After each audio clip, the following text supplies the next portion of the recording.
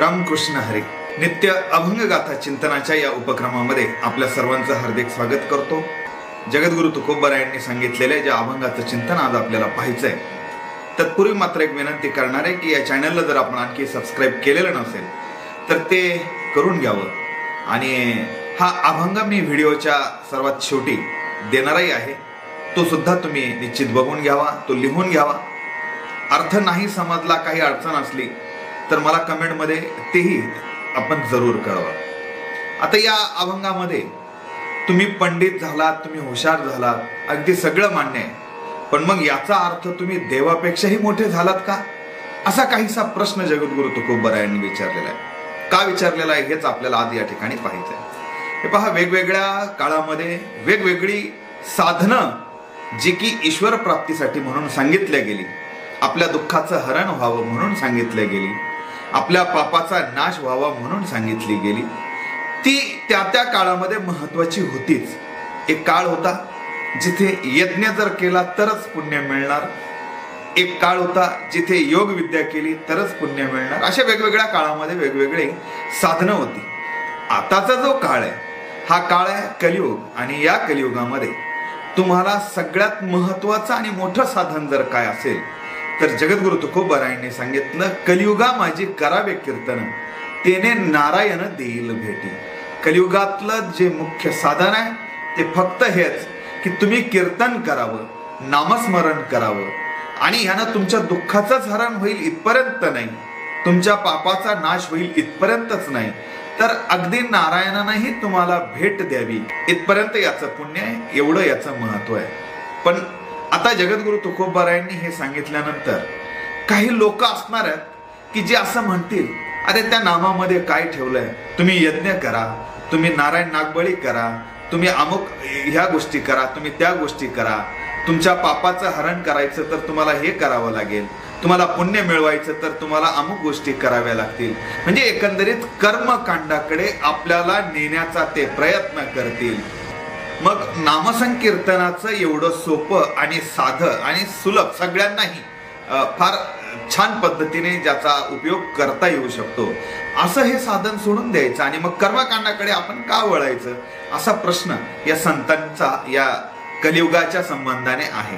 म्हणून आपल्याला काही लोक सांगतील, ज्याच्यात जगद्गुरु तुकोबरा यांनी सांगितलं की नाम म्हणता मोक्ष नाही, ऐसा उपदेश करीतील काही, बधीर व्हावे त्याचे ठाई, दुष्ट वचन वाक्य ते. अरे काय नामात थोडाच मोक्ष आहे, तुम्हाला हे करावंच लागेल आम्ही जे सांगतोय ते, असं सांगणारे काही लोक तुम्हाला भेटतील.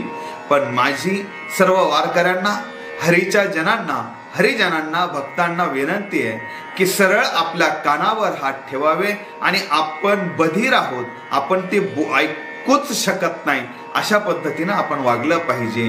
मोक्ष जर तुम्हाला पाहिजे, पुण्य जर तुम्हाला पाहिजे, तर तुम्हाला तो नामाने मिळणार नाही, तर तो इतर कर्मकांडाने मिळणार आहे असं जर कोणी म्हणत असेल तर हे त्यांचं वाक्य, हे त्यांचे शब्द आपण अजिबात ऐकू नये. उलट ही वाईट, दुष्ट अशा पद्धतीची वाक्य असतील, हे जगद्गुरु तुकोबरा यांनी सांगितलं. मग आता तुमचं स्वहितही होणार आहे, तुम्हाला पुण्यही मिळणार आहे, दुःखाचं हरणही होणार आहे. याच्यासाठी काय केलं पाहिजे तर जगद्गुरु तुकोबरा यांनी सांगितलं, स्वहित कारण मानवेल जन, हरिकथा पूजन वैष्णवांचे. हे पहा, आपण वैष्णव आहे आणि म्हणून आपलं कर्तव्य काय असलं पाहिजे तर ते हरिकथा. यानं काय होईल, पुण्यही मिळेल, लोकांमध्ये मानही मिळेल, या दोनही गोष्टी. आता ही झाली पार्श्वभूमी ज्या अभंगाचं मला चिंतन करायचंय त्याची. आता मी पूर्ण अभंगाचं चिंतन या ठिकाणी मांडणार आहे. तर ज्या अभंगाचं चिंतन मांडणार आहे, या अभंगाच्या पहिल्या चरणामध्ये जगद्गुरु तुकोबरा असं म्हणतात की हरिकथे वाचून इच्छिती स्वहित, हरिजन चित्त न घाला येथे. हरिकथा करायची नाही आणि स्वहितही पाहिजे. मग मी तुम्हाला काय सांगतो ते लक्ष द्या. तुम्ही तुमचं चित्त कुठे दिलं पाहिजे तर हरिजनांनी चित्त न घाला येथे. कुठे, जिथे हरिकथा नाही आणि तुमचं स्वहितही तुम्हाला पाहिजे, तर हरिकथा सोडून दुसरं कोणतंही साधन जर तुम्हाला कोणी सांगत असेल तर तिकडे लक्ष देऊ नका. हे जगद्गुरु तुकोबरा यांनी पहिल्या चरणामध्ये सांगितलं. आता दुसऱ्या चरणामध्ये ते काय म्हणतात, जाईल भंगोन आपुला विश्वास, आवरिया नाश कारणांचा. एक तर मग नामस्मरण हे जे काही आपलं आवडीचं कारण आहे याचा नाश होईल आणि पुन्हा कर्मकांडामध्ये आपण जर लक्ष घातलं तर आपलं इकडचं लक्ष विचलित होईल आणि मग कर्मकांडच आपल्याला गोड वाटायला लागतील, कर्मकांडच आपल्याला मुख्य वाटायला लागतील. हे होता कामा नये. आता तिसऱ्या चरणामध्ये जगद्गुरु तुकोबाराय म्हणतात, कसं असतं तर ज्याची या बैसावे भोजना पंगती त्याची या संगती तैसे खावे. तुम्ही एखाद्याचं आमंत्रण आलंय म्हणून त्याच्या पंक्तीसाठी जेवायला गेला आणि पंक्तीला बसल्यानंतर तुम्ही मला आमरस आणि पुरी द्या असं जर म्हणाला तर शक्य आहे का? तर अजिबात नाही. जगद्गुरु तुकोबारायांनी सांगितलंय, ज्याच्या पंक्तीत तुम्ही जेवायला गेला तो जे खाणार त्यानं जे तुम्हाला खाऊ घालायला दिलेलं आहे तेच आपल्याला खावं लागणार. मग हा फरक असतो. तुम्ही कोणाच्या पंक्तीत बसलात त्यावरून ठरणार की तुम्ही अन्न काय खाणार आहे. मग ते सात्विक आहे, ते पौष्टिक आहे, ते हिताचं आहे की ते अहिताचं आहे. म्हणून नामस्मरण हे अशा पंक्तीतलं जेवण आहे की हे हिताचं आहे आणि कर्मकांड हे अशा पंक्तीतलं जेवण आहे की हे अहिताचं आहे. इथे तुमचा पैसा जाणार आहे, इथे तुमचा वेळ जाणार आहे आणि शेवटी हे बा प्रारब्धानुसार जो भोग आहे तो प्रत्येकाला भोगायचा आहे. आता तो भाग आपण नंतर बघूयात. या अभंगाच्या आता शेवटच्या चरणामध्ये तुकोबाराय म्हणतात की तुका म्हणे काय झाले ती जाणते देवाही परते थोर तुम्ही. अरे तुम्ही कितीही हुशार झाले, तुम्ही कितीही जाणते झाले, मला फार कळतं असं जरी तुम्ही म्हणत असले आणि म्हणून लोकांना तुम्ही कर्मकांडाकडे जर नेत असला, म्हणून तुम्ही नामस्मरणाचं महत्व कमी करत असला, पण हे पहा तुम्ही कितीही हुशार झाले तरी तुम्ही ईश्वरापेक्षा थोर झालेत का?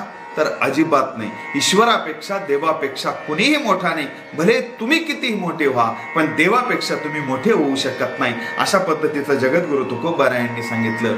हरिपाठात ज्ञानेश्वर माऊलींनी सुद्धा काय सांगितलं तर जाणीव नेणीव भगवंती नाही हरी उच्चारणी पाही मोक्ष सदा. हे पहा, ईश्वराला तुम्ही किती जाणते आहात आणि तुम्ही किती नेणते आहात, तुम्ही किती हुशार आहात आणि तुम्ही किती अडाणी आहात, अज्ञानी आहात, ह्याच्याशी त्याला काहीही देणं घेणं नाही.